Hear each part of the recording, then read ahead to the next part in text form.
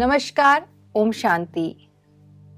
आज हमारे साथ ज्ञान मंथन स्टूडियो में है डॉक्टर बनारसी भाई जी। डॉक्टर बनारसी भाई जी 69 से ज्ञान में हैं और 73 से मधुबन में समर्पित रूप से सेवा कर रहे हैं। आप मेडिकल विंग के सेक्रेटरी हैं, साथ ही आप एवर हेल्दी हॉस्पिटल के डायरेक्टर हैं।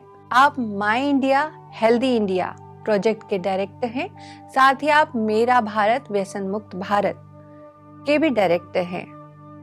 आज भाई जी हमारे साथ दादी प्रकाश मणि के साथ के अपने अनुभव साझा करेंगे, तो हम बात करते हैं डॉक्टर बनारसी भाई जी से। ओम शांति। दादी प्रकाश मणि को मैंने बचपन से देखा है। दादी थी, इतना लविंग नेचर था।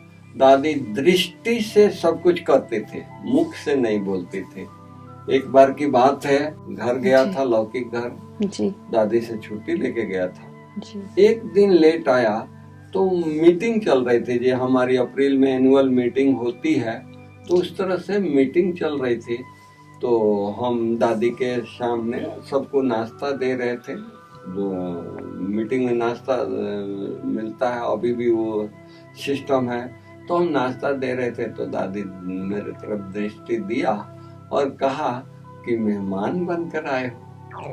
वो दिन और आज के दिन कभी भी जो डेट दे करके जाएंगे, जो टाइम देकर जाएंगे, उसी टाइम पर आता हूँ। तो दादी को देखा कि दादी बोलती नहीं थी, लेकिन दृष्टि से, उनका दृष्टि इतना पावरफुल होता था कि इशारे से सब कुछ सुना देती थी, बता देती थी, कह देती थी। ऐसे उनकी जीवन कहानी तो हमने दादी खुद सुनाती थी कि मैं जब पैदा हुई तो मेरा बाप ज्योतिषी था, और जब मेरा हाथ देखा तो मेरी माँ को कहा कि बेटी तुम्हारी और हमारी बेटी नहीं है, ये तो ईश्वर की है और ईश्वर की सेवा में लगेगी। ये मीरा है, मीरा बन करके ईश्वर की सेवा करेगी। तो दादी बड़ी हुई तो बाप ने दादी को भी सुनाया। तो दादी को अपना ये रहता था, लौकिकता में दादी ये नहीं थी। पढ़ाई लिखाई में दादी बहुत अच्छी थी, अपने क्लास में फर्स्ट लाती थी। तो इस तरह से जब ये बाबा सत्संग कराने लगे तो गर्मियों की छुट्टी में दादी घर में, छुट्टी हो गया था तो स्कूल कॉलेज ना जा करके घर में थी। तो दादी के फादर ने कहा कि बच्ची तुम घर में, अभी स्कूल कॉलेज नहीं है, फ्री है, तो तुम दादा सत्संग कराते हैं उसमें जाया करो। तो पड़ोस में ही थे घर, तो वहां गई, फर्स्ट टाइम गई। सब भाई बहने बैठे थे तो दादी भी जा करके बैठ गई, और बाबा ने जब ओम की ध्वनि लगाया तो दादी ट्रांस में चली गई। सब लोग, ओम की ध्वनि पूरा हुआ, सब लोग उठ करके अपने अपने घर गए, और दादी ट्रांस में है, उनको पता नहीं है कि सब अभी पूरा हो गया। तो लेकिन बाबा वहां बैठे रहे, क्योंकि बच्ची अकेले हम छोड़ के कैसे जाएंगे। तो बाबा अपने गद्दी पर बैठे रहे और दादी नीचे ट्रांस में है। जब ट्रांस से उतरी, नीचे आई, तो देखा कि बाबा अकेले हैं, बाकी कोई नहीं है। तो चुप से उठकर दादी चली गई। बाबा के साथ कुछ शेयर नहीं किया, और नई थी तो बाबा तो बड़े थे, बुजुर्ग थे, तो इतना हिलमिल होते हैं तो दिल की बात करते हैं। तो दादी चुप से चली गई। माँ को जाकर के शेयर किया कि माँ ऐसा ऐसा मैं सत्संग में पिताजी के कहने से गई, और वहां गई तो बाबा ने ओम की ध्वनि लगा रहे थे, तो मैं पीछे बैठी थी, तो मैं ट्रांस में चली गई। और वहां बहुत सुंदर हम सतयुगी दुनिया के रास देवताओं के साथ, कृष्ण के साथ, गोपियों के साथ करके आई। लेकिन मैं किसी को शेयर नहीं किया। मैं जब ट्रांस से नीचे आई तो केवल बाबा बैठे थे वहां, और सब लोग भाई बहने उठ के चले गए थे, तो मैं भी चुप से आ गई। फिर तब से दादी आना जाना सत्संग में शुरू किया। लेकिन उसके बाद दादी कभी ट्रांस में नहीं गई, और दादी इतना परफेक्ट थी पढ़ाई लिखाई में, और यज्ञ में भी आई तो होशियार थी। तो बाबा का नजर दादी के ऊपर था कि ये अच्छी बच्ची है, समझदार है, तो हर जगह दादी को भेजना करना या सेवा का एक देना दादी के लिए बहुत बाबा का ये था। जी। दीदी भी उतना ही होशियार थी, लेकिन दीदी पढ़ी लिखी नहीं थी, इतना कि अपना नाम भी नहीं लिख पाती थी। लेकिन दीदी दादी की जोड़ी बहुत अच्छी थी। बाबा जब इन आत्माओं को दोनों को देखते थे तो बहुत खुश होते थे। दीदी दादी की जोड़ी वो साकार के टाइम से ही प्रसिद्ध है। दीदी को भी यज्ञ के प्रति इतना अटूट पर ये था, लगन था, बाबा के प्रति अटूट प्यार था। इतना प्यार मैं नहीं समझता कोई भाई बहनों को था जितना दीदी को था। तो दादी को जापान का निमंत्रण आया तो फर्स्ट डेलीगेशन अगर संस्था से गया तो दादी को भेजा।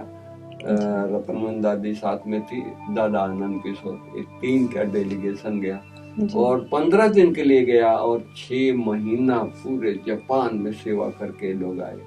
भाई जी एक चीज पूछना है, दादी के लिए आज भी 3 शब्द कहे जाते हैं, निमित्त, निर्माण और निर्मल वाणी। तो आप कुछ बताना चाहेंगे किस तरह से वो निमित्त भाव से काम करते थे, वाणी उनकी किस तरह से? दादी कभी अपने को दादी नहीं समझा, चीफ एडमिनिस्ट्रेटिव हेड नहीं समझा, बल्कि मीडिया वाले पूछते थे दादी आप चीफ एडमिनिस्ट्रेटिव हो ब्रह्मा कुमारी को, इतने बहाने आपके समर्पित हैं, आपको हेडेक नहीं होता है, आपको सिर भारी नहीं होता है? दादी मुस्कुरा करके जवाब देती थी कि ये हमारे बच्चे थोड़ी हैं, हमारे नाम पर थोड़ी समर्पित हुए हैं, ये तो बाबा के बच्चे हैं और बाबा ने मुझे संभाल के लिए दिया है, तो मैं इनकी संभाल क्या करूंगी, ये लोग मेरी संभाल करते हैं, इसलिए मुझे कोई भी हेडेक नहीं होता है। कोई बात हो भी गई मेरे पास सामने आई, उनको बुला करके और उनको फैसला कर देते हैं, उनको समझा देते हैं, वो मान जाती है। लेकिन मैं बैठ करके चिंतन करूं कि ये इसने गलती कर दिया, इसने ये कर दिया, वो कर दिया, वो चिंतन मैं नहीं करती हूँ। मेरे पास आई, मैं निमित्त हूँ तो मैं फैसला जरूर करती हूँ, समझाती जरूर हूँ, लेकिन समझाया, बात दिया और वहीं भूल गई। क्योंकि हम मीटिंग में बैठते हैं और मीटिंग से उठ करके रात को आते हैं या दोपहर को आते हैं, तो हमको नींद की प्रॉब्लम नहीं होती है, क्योंकि बात लेकर के आऊंगी तो नींद की प्रॉब्लम होगी, बात बुद्धि में चलती रहेगी, तो वो प्रॉब्लम नहीं होती है। मैं आई अपने रूम में और फ्रेश होकर के बाबा तकिए पर सिर रखी, बाबा को कहा कि बाबा गुड नाइट, ओम शांति, और 2 मिनट में हम नींद में चली जाती थी। दादी इसलिए निमित्त बन करके चलती थी, कभी भी उनसे ये भाषणा नहीं आती थी दादी हेड है।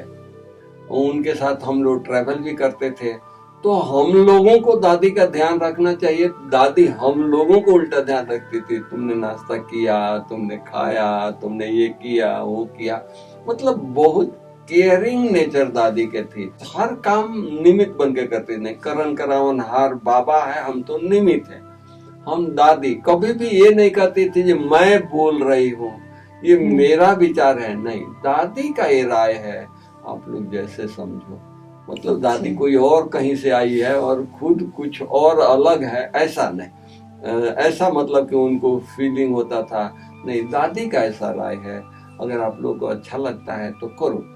दूसरा निर्माण, हमने देखा दादी कुछ भी छोटा काम भी शुरू करती थी, नया करती थी, फट से हम थोड़े तो भाई थे सीनियर, तो सबको बुला लेती थी डिपार्टमेंट इंचार्ज को और बैठ करके शेयर करती थी, मीटिंग करती थी कि भाई ये काम है, क्या करना चाहिए।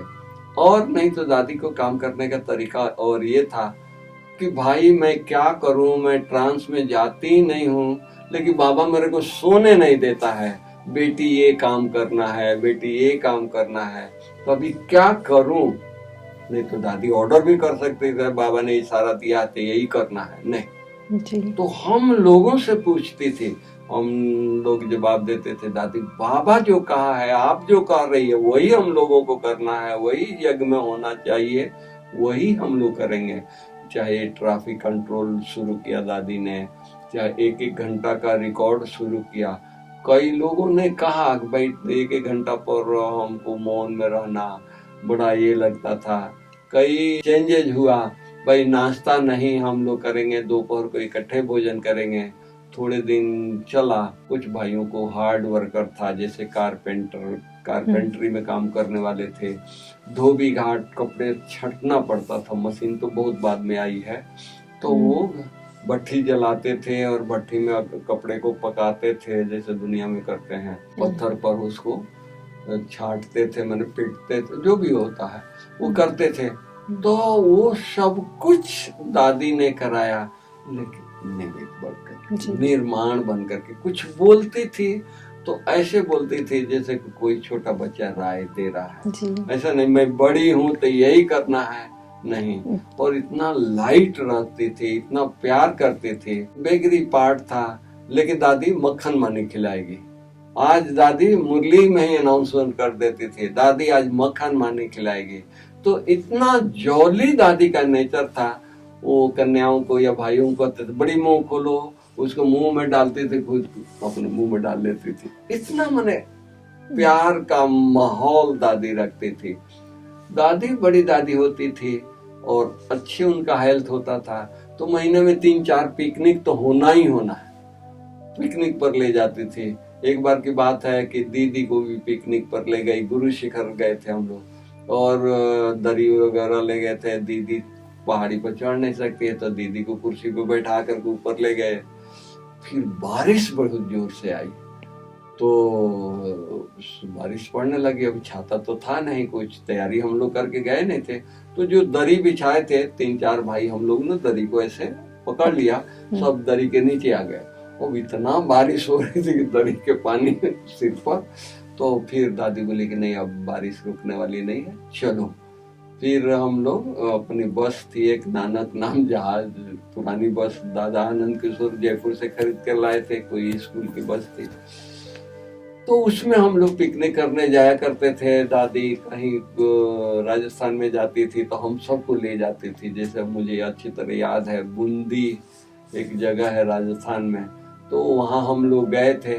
तो रात को बस खराब हो गई, 5-6 बजे का टाइम होगा, अंधेरा हो गया था, लेकिन दादी को कोई डर भय नहीं, कोई ये नहीं, और बहुत हंसाती बहलाती रहती थी, जाती थी। इसलिए दादी चीफ एडमिनिस्ट्रेटिव हेड है, बहुत ध्यान रखती थी।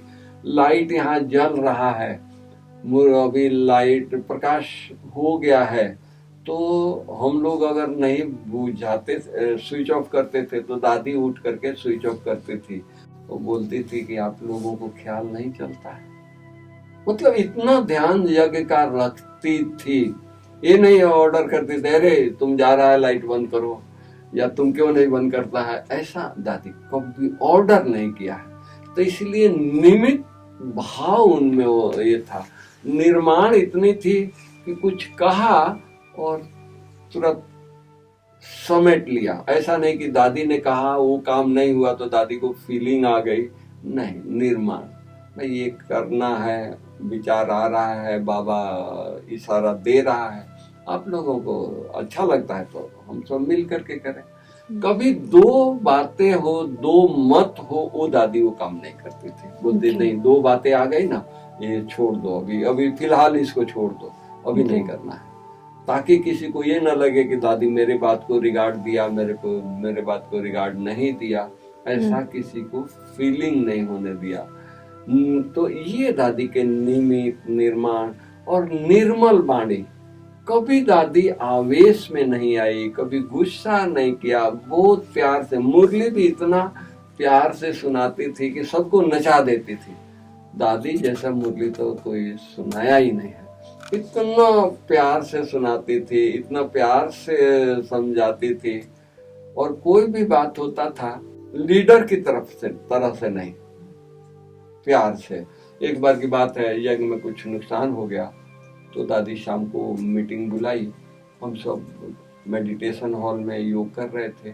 दादी बाहर आगे के दरवाजे से आई और झुक करके लाल लाइट में संदली पर बैठने के बजाय 2 कदम आगे आकर के झुक करके कहती है कि दादी आप सबसे माफी मांग रही है, क्योंकि दादी के प्रेजेंस में ये नुकसान हुआ है, क्या दादी के अंदर इतनी पावर नहीं है?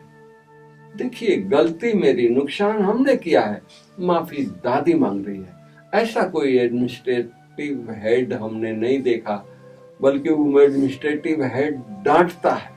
कुछ किचन में नुकसान हो जाता था, दादी आकर के बोलती नहीं थी, डांटती नहीं थी। एक भाई किचन में काम करता था, तो वो उसको पता नहीं था, कढ़ाई में जिलेबी के लिए जिलेबी चाशनी रखा था, तो उसको पता नहीं था, तो उसको उलाट दिया, मैंने उसको गिरा दिया। अभी जिलेबी बनना है, अभी इतना जल्दी चाश बनेगा नहीं, कैसे गरम गरम चाश में जिलेबी फिर ये हो जाएगा। दादी के पास बात गई, दादी बोली कोई बात नहीं, हो गया ना, अभी जाने दो। ऐसा नहीं कि उसी समय बुला के तुमने ऐसा क्यों किया, तुम्हारा ड्यूटी नहीं था, ये है वो है, ऐसा कुछ नहीं। बाद में शाम को बुलाई, बोली कि ठीक है, चाय पिया है, टोली खाएगा, टोली खिला करके उसको भेज दिया। नहीं तो वो भाई डर गया था और वो अपना सामान पैक कर लिया था, जो दादी डांटेगी निकालेगी तो हम चले जाएंगे। लेकिन दादी इतना ध्यान रखती थी कि किसी की स्थिति खराब मेरे डिसीजन से ना हो। आप बोलते हैं कि कुछ अपनी बातें सुनाओ। एक बार की बात है, मैं उन दिनों किचन में काम करता था, तो एक सब्जी बनाया था, तो किसी ने मेरी कंप्लेन किया, तो दादी सब्जी मंगा करके खाई। लेकिन कंप्लेन करने वाला मेरे से बड़ा था, नाम नहीं बताएंगे, मेरे से बड़ा था। तो वो उसके सामने वो बहुत नाराज पोजीशन में था, तो उसको खुश करने के लिए मेरे को बुलाई और बोली कि भाई थोड़ा सब्जी में ध्यान रखो। आ गए, फिर वो भाई चला गया, तो दादी फिर से मेरे को बुलाई, बोली कि देख भाई, तुम्हारी सब्जी तो बहुत टेस्टी थी, बहुत अच्छी थी, लेकिन उसको खुश करने के लिए हम आपको बोला कि थोड़ा और ध्यान दो। एक बार की बात है, दादी ने मेरे साथ दादी का बहुत गहरा कनेक्शन था। एडमिनिस्ट्रेशन में बहुत सारी बातें ये करनी होती है। मान लो, दादी के शब्द है, मान लो आप और बिरजेंद्रा दादी हो, दादी की गलती है, लेकिन दोनों के बात हमारे पास आएगी तो पनिशमेंट में आपको दूंगी, दादी को नहीं दे सकती, दादी बड़ी है, इसलिए समझाने आपको देंगे। तो दादी इतना ध्यान रखती थी कि अगर मान लो दादी से कुछ अगर ये हो गया तो तुरंत बुला करके उसको कहेगी, ताकि उसकी दुआएं मिले उसके लिए। दादी को ये ना हो, इसीलिए दादी को हर व्यक्ति बहुत प्रिय दादी को लगता था, दादी को बहुत प्यार करता था, और दादी सबको प्यार करते थे। दादी इतनी बड़ी थी, दादी स्नेह की मूर्ति थी। ये कह सकते हैं, मूर्ति थी। एक और बात सुना रहे हैं कि दादी 2:30 बजा है, मुन्नी बहन दादी को हाथ पकड़ कर ले जा रही है, दादी अब थोड़ी रेस्ट कर लो। दादी जा रही है और सीढ़ियां चढ़ रही है, सामने मेन गेट दिखाई देता है, भाई बहने आ रहे हैं, तो वहीं रुक खड़ी हो जाती है। अरे दादी, मुन्नी बहन बोलते अरे दादी क्या हो गया, चलो ना। तो मुन्नी तुम चलो, मैं आ रही हूँ, 2 मिनट में आ रही हूँ। वो भाई बहने आ रहे हैं, नजदीक आ गए, उनको हाथ हिलाती है, मुस्कुराती है और इतना ही करके चली जाती है। तो इतना खुश हो गया। मुन्नी बहन बोलते कि अरे भाई, हम आपको शाम को मिलाएंगे ना, चलो अभी रेस्ट कर लो। हाँ मुन्नी, मैं आ रही हूँ ना। लेकिन दादी को इतना ध्यान भाई बहनों के लिए रहता था कि लोगों को खुश करके रखे, इसलिए पिकनिक कराती थी, सब कुछ कराती थी, मक्खन मानी खिलाती थी। बारिश के दिन है, मुरली चला रही है, बहुत खूब बारिश हो रही है, बोली दादी को बोलेगी, बोली बारिश खूब पड़ रही है, पकौड़ा तल कर ले। क्लास में पकौड़ा खिला रही है। वो सर्दी का जनवरी का मास है, बहुत ठंडी पड़ रही है, तो दादी बोलती थी कि बोली गरम गरम हलवा बना कर लाओ। मुरली पूरे होती थी, दादी चम्मच से गरम गरम हलवा कटोरी में डाल करके खिलाती थी। माँ पालना, इसलिए हम लोगों को घर याद नहीं आया, हम घर से कोई मोह तो नहीं रहा, कोई अटैचमेंट नहीं रही, घर से माँ बाप से मोह टूटना, कोई मेहनत नहीं करनी पड़ी। जो दादियों का, दादी जी का जो प्यार मिला, मदरली प्यार मिला, इतना मिला लेकिन शिक्षा भी दादी देती थी। आपने बताया जैसे कि दादी शिक्षाएं किस तरह से देती थी, पर्सनली मतलब बुलाकर नहीं, क्लियर कर। पर्सनली बुला करके, जैसे कि कोई डिसीजन ले लिया, जैसे मैं सब्जी अच्छा बनाया था और मेरे बड़ों को सामने मेरे को बोला कि थोड़ा और अटेंशन दो, उतना भी दादी को ये नहीं लगता था कि हम दादी के प्रति ये हो जाए, इतना अच्छा सब्जी बनाया है और दादी मेरे लिए ही कहती है कि थोड़ा और अटेंशन दो, आपके संकल्प चले। तो हमारा संकल्प ना चले तो दादी बुला के कहती थी भाई सब्जी अच्छी थी, लेकिन उनको खुश करने के लिए मैं बोली कि थोड़ा और अटेंशन दो। इतना मतलब ध्यान देती थी, इतना ध्यान तो कोई नहीं देता है जी। तो दादी को क्या चीजें पसंद थी और दादी को क्या चीजें नापसंद थी? दादी को सेलमानी बहुत अच्छी उनको लगती थी, मोहिनी बहन को अच्छी लगती थी, तो मेरे को सेलमानी बहुत अच्छा बनाने आता था। दादी नहीं बोलती थी, लेकिन मोहिनी बहन बोलती थी नहीं दादी बहुत दिन सेलमानी खाए हो गया, बनारसी बनाता नहीं। अरे भाई बना के आज खिलाओ सेलमानी। तो इस तरह से प्यार से। एक बार की बात है, उन दिनों में कहीं बाहर बड़ा प्रोग्राम होता था तो मधुबन से खाना बनाने के लिए भाई जाते थे। तो बीकानेर में मेला हुआ तो मेरे को दादी ने उन्होंने मांगा तो मेरे को भेजा। तो हम बीकानेर में गए, दीदी उसको उद्घाटन करने आई और वो वहाँ हम उस दिन दीदी सिंधी भोजन उनको अच्छा लगता है तो सिंधी कढ़ी बनाया। और सिंधी कढ़ी इतना अच्छा बनाने वाला बाबा है, तो वो इतना अच्छा बना कि दीदी रुमा भोजन किया, सिंधी कढ़ी उनको इतना अच्छा लगा तो मेला का उद्घाटन करके गई मधुबन, तो संदली पर बैठ करके सारा टाइम सिंधी कढ़ी की महिमा किया, तो कि बहुत अच्छा बना था, ऐसे बना था वैसे बना था। तो जब हम आए तो दादी मेरे को बुला के बोलती है कि तुम सिंधी कढ़ी कैसे बनाया था कि दीदी सारा टाइम सिंधी कढ़ी की महिमा किया, तुम मेरे को भी बना के खिलाओ।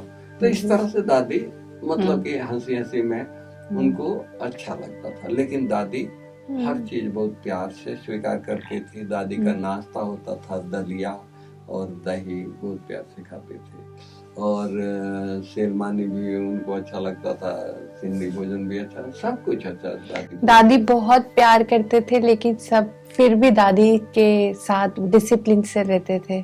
तो दादी हम बताए ना कि दादी प्यार करती थी, लेकिन डिसिप्लिन में, मर्यादा में। मान लो जब हमने कोई भूल कर दिया जी, तो इसका ये मतलब नहीं है कि दादी मेरे भूल को माफ कर दे, मुझे सजा देनी पड़ेगी। मुझे सजा मेरे को देती ही थी। कई बार बातें होती थी तो कईयों से भूल हो जाता था, उसको 6 महीना के लिए 1 साल के लिए घर भेजा जाता था, जब कितना पांव पकड़ करके दादी को रोए धोए।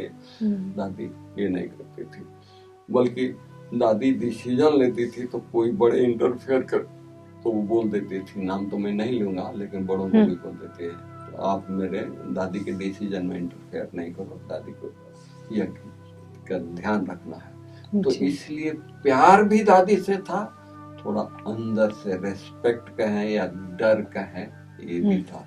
माँ भी थी, लेकिन दुर्गा को बन करके डिसिप्लिन को जरा भी नीचे ऊपर नहीं होने देती थी। तो प्यार भी करती थी, संभाल भी करती थी।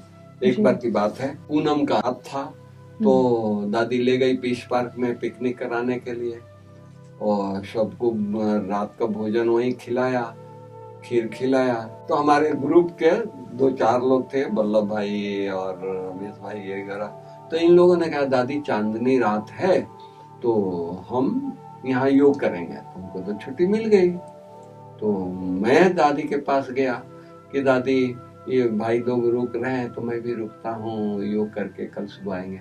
तो दादी बोलती है कि तुम भूल गया, तुम यज्ञ का डॉक्टर है, रात को कोई बीमार होगा तो तुमको लेने भी दादी आएगी रात को, नहीं तुम मेरे गाड़ी में बैठो चलो। तो कहने का भाव यह है कि दादी मर्यादा नियम जरा भी उसमें कॉम्प्रोमाइज नहीं करती थी, लेकिन प्यार बहुत देते थे। तो ये हमने देखा कि दादी और यज्ञ का मैंने दादी, एक बार की बात है, एक भाई ने दादी को बहुत डांटा, बहुत ये किया दादी मुस्कुराती रही।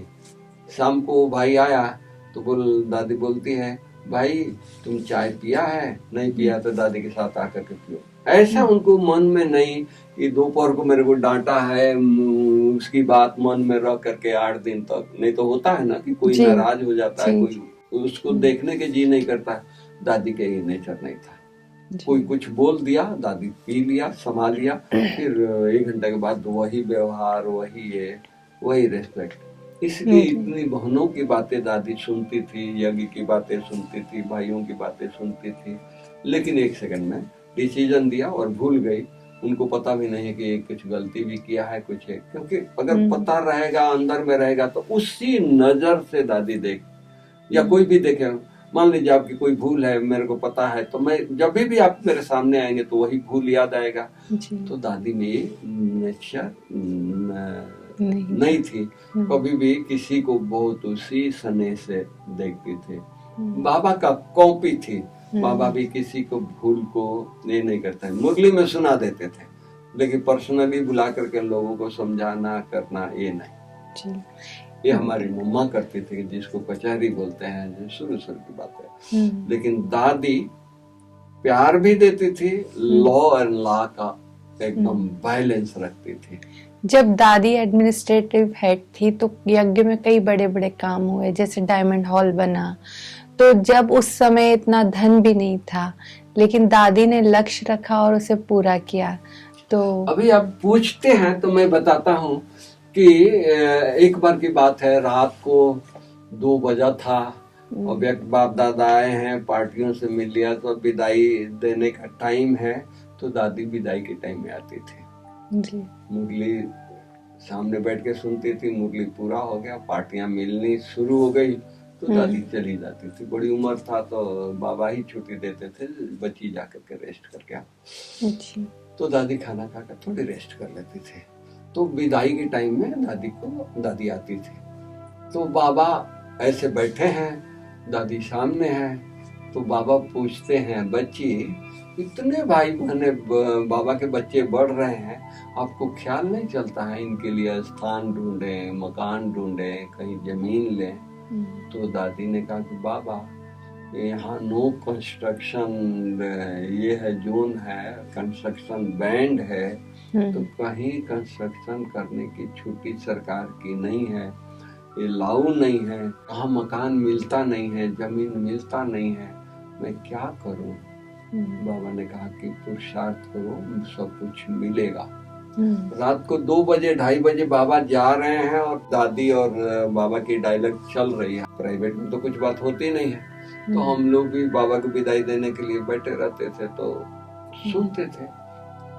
दूसरे दिन दूध वाले, जो उरिया गांव से दूध आता है, बाबा 50 में आए, 50 से आज तक दूध उरिया गांव का बंद नहीं हुआ। तो वो उरिया गांव के दूध वाले आए, बोले कि दादी से मिलना है। अरे भाई तुमको पैसा चाहिए ले ले, तुमको जो चाहिए ले ले। अरे नहीं मुझे कुछ नहीं चाहिए, मुझे दादी चाहिए। दादी को बताया जाकर के, दादी दूध वाले आज आपसे मिलना चाहते हैं। बोले कि बहुत अच्छी बात है, बुलाओ बुलाओ। तो उनको बुलाया, दादी के सामने बैठ गए। दादी बच्चों की शादी है, कुछ काम है, मैं जमीन हम लोग निकालना चाहते हैं। ये मेरा जमीन 50-60 एकड़ है, वो हम बेचना चाहते हैं। तो पहले मैं यज्ञ में आया हूँ, अगर आप नहीं लेंगे तो फिर हम मार्केट में जाएंगे, बनियों के पास जाएंगे, उनको देंगे। तो दादी ने कहा कि नहीं, आप आए हो, बाबा के घर में आपका श्रद्धा है, प्यार है, तो हम लोगों को भेजा। 3-4 भाई, मैं, भोपाल भाई, वल्लभ भाई, ताराचंद, ऐसे 4-5 भाई हम गए दूध वालों के साथ। उन्होंने कहा कि चल करके देखिए। तो देखे, पसंद नहीं आया। कहीं पौधा नहीं है, कहीं कुछ नहीं है, कटेली झाड़ियां है, नीचे खाई है, ऊपर ये नीचे ऊपर, मैंने कहीं एक बिस्तर लगाने का प्लेन जगह नहीं था। अब आप सोच सकते हो। तो हम सोचा लेके क्या करेंगे। ठीक है, हम लोग देख लिए, दूध वालों के सामने कुछ बोला नहीं, अच्छा नहीं था। तो देख कर क्या दादी को बताया, दादी ऐसे ऐसे कटेली झाड़ियां है, खंडहर है, समतल जमीन नहीं है, तो दादी बोली कि हम देख सकते हैं। दादी ये तो बड़ा कठिन रास्ता है। तो बोली कि तुम लोग जा सकते हो, दादी नहीं जा सकते। दादी को क्या समझाए? वो बोला कि चलिए। तो दादी सब शाम को तैयार होकर के आई और दादी आकर के 15 मिनट पीस कॉटेज जो बना है कोने पर 15 मिनट खड़ा होकर तो पावरफुल दृष्टि दिया और दृष्टि दे करके 15 मिनट के बाद बोलती है ले लो। बीबी कटेली झाड़ियां देख रही है, खंडहर देख रही है, कहाँ समतल जमीन नहीं है देख रही है, फिर भी दादी बोली कि ले लो, गरीब है, कहते हैं ले लो। दूसरे दिन रजिस्ट्री हो गया। नक्शा नॉन एग्रीकल्चर से एग्रीकल्चर में कैसे कन्वर्ट हो वो कहानियां है। चीफ मिनिस्टर को अपना कुछ लैंड को एग्रीकल्चर से नॉन एग्रीकल्चर में करना था तो 8 दिन के लिए उसने नियम बना दिया, जिसको भी करना है कर ले। तो हम लोग अपना जमीन 65 एकड़ कर लिया।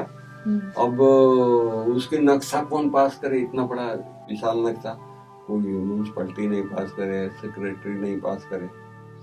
तो गर्मियों में यहाँ बाल शिविर लगता था। तो दादी ने कहा कि बाल शिविर 3000 बच्चे आए हैं, गवर्नर साहब यहाँ है, चन्ना रेड्डी गवर्नर थे राजस्थान के, तो गवर्नर साहब को बुलाओ, उद्घाटन करके जाएं। तो गवर्नर आया, बोला कि ठीक है हम आएंगे।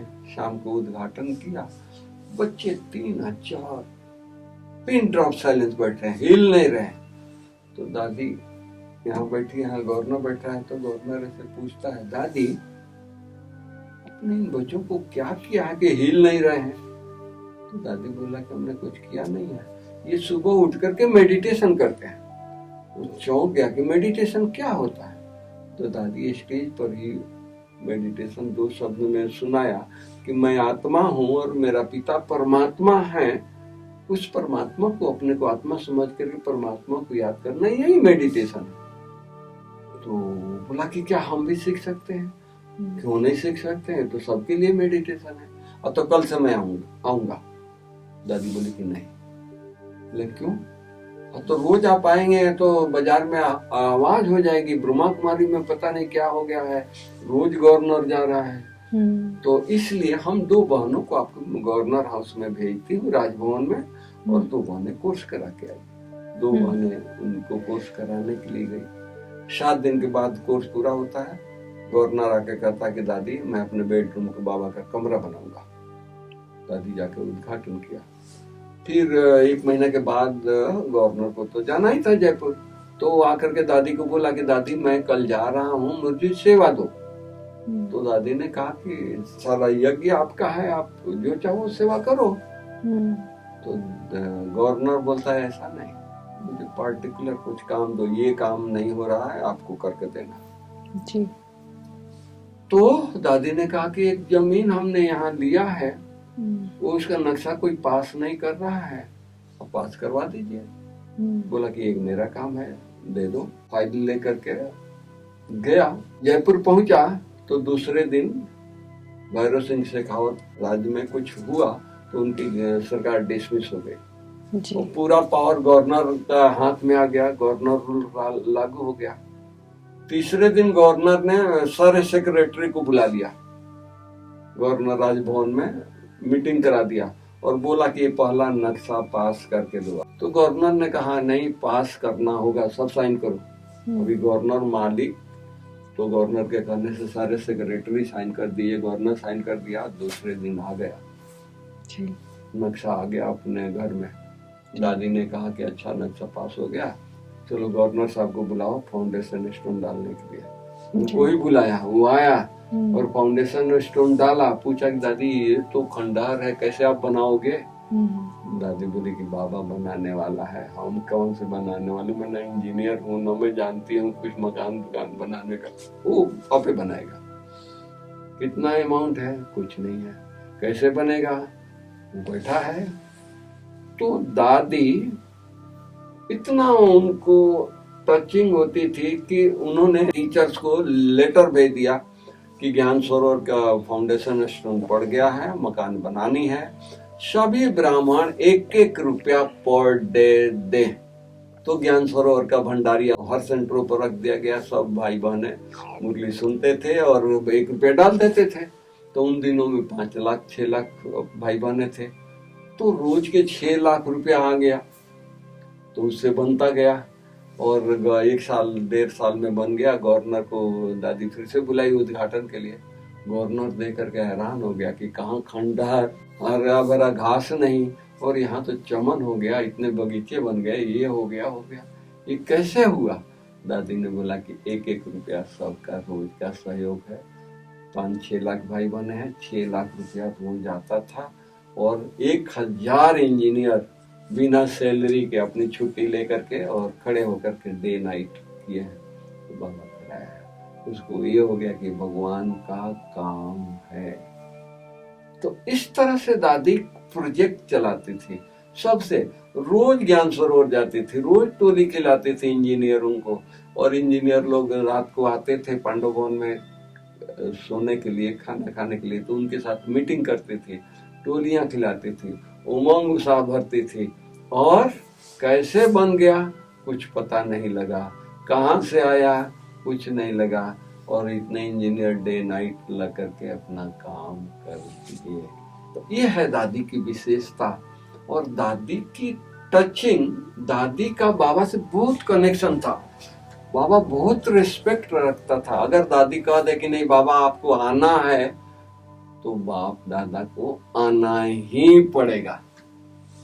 कोई प्रोजेक्ट होता था, ज्ञान सरोवर बनाना है या कहीं मकान लेना है, कहीं कुछ म्यूजियम बनानी है, तो बाबा को दादी बुला लेती थी। गुलजार दादी को कहते गुल बाबा को बुलाओ, तो बाबा आते थे बाबा के कमरे में। एक तरफ दीदी, एक तरफ दादी, एक तरफ सामने यीशु दादी दिखती थी।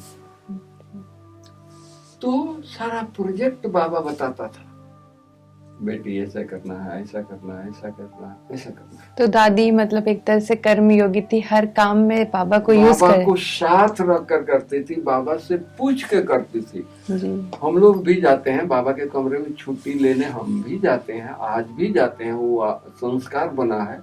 लेकिन दादी जाती थी, और दादी 10-15 मिनट के बाद बाहर आती थी तो समाचार सुनाती थी।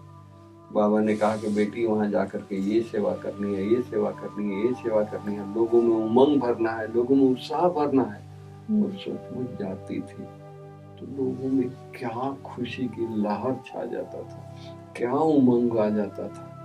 तो बाबा के बहुत नजदीक थी, जो बाबा कहे वही करते थे।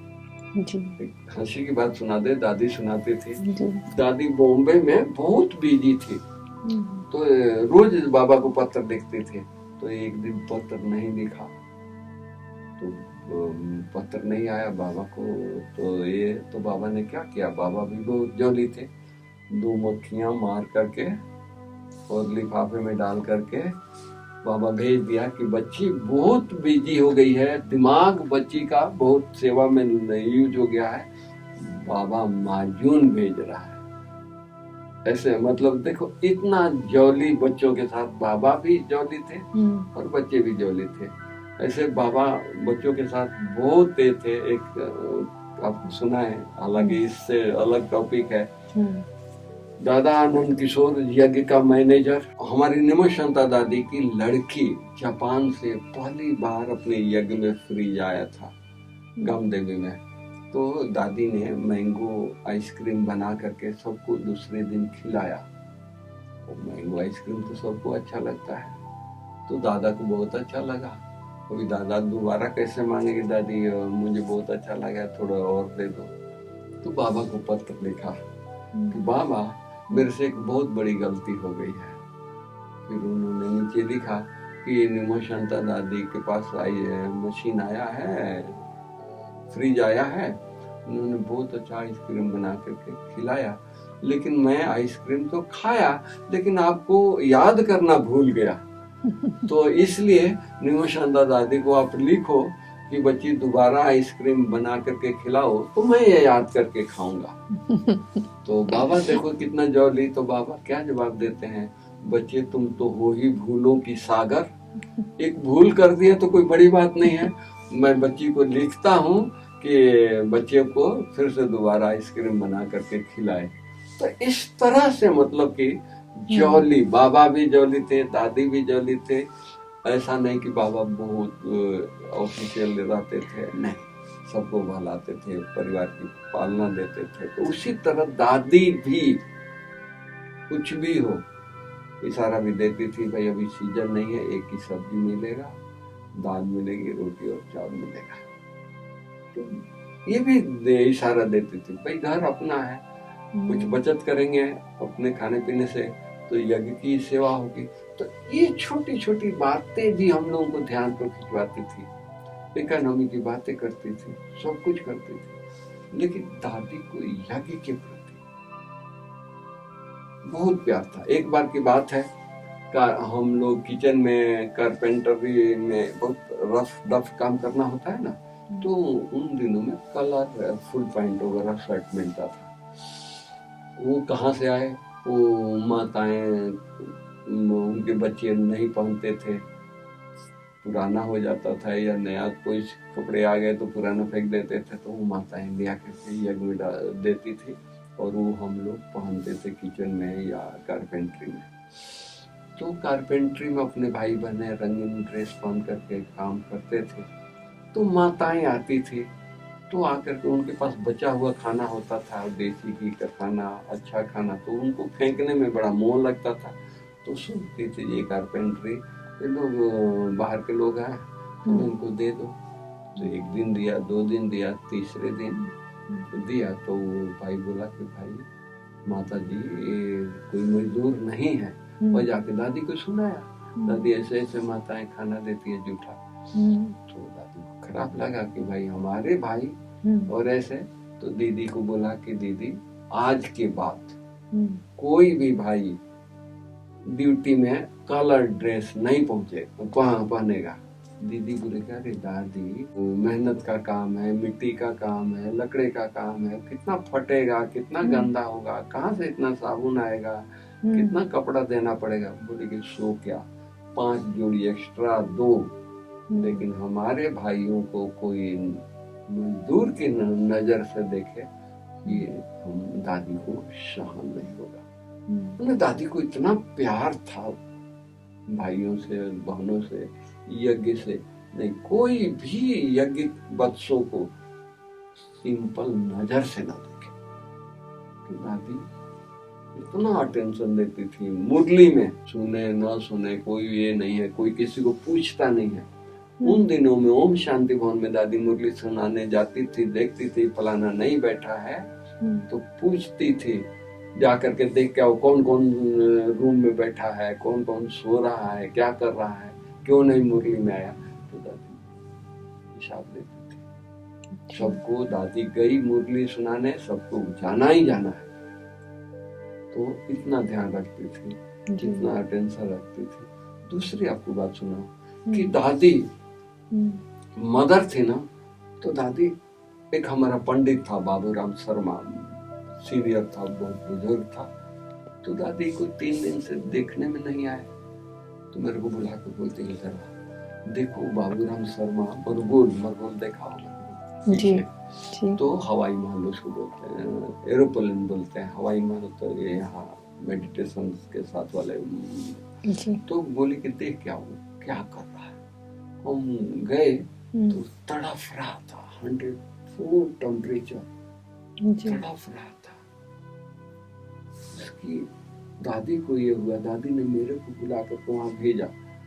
तो हम दादी को रिपोर्ट देने जाए उससे पहले यूडिकुलन, क्योंकि डिस्पेंसरी भी संभालते थे, तो यूडिकुलन ठंडा पानी में और ये जल पट्टी उसके पेट पर, सिर पर, सब जगह रखा। आधा घंटा में बुखार उतर गया। फिर दादी को जाके बताया।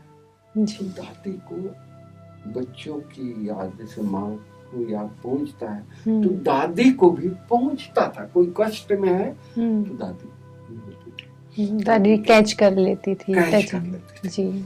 दादी कितना भी बिजी रहती थी, डिस्पेंसरी संभालता था, कोई डॉक्टर नहीं थे, मैं ही अकेले था, तो दादी पास टाइम नहीं होता था। तो दादी बोलती थी मैं नाश्ता करती हूँ, उसी समय 2 मिनट के लिए आओ, सबका समाचार सुना के जाओ, कौन बीमार है, किसको क्या तकलीफ है। तो दादी जाए, दादी मिले, तो मैं आके सुनाता था।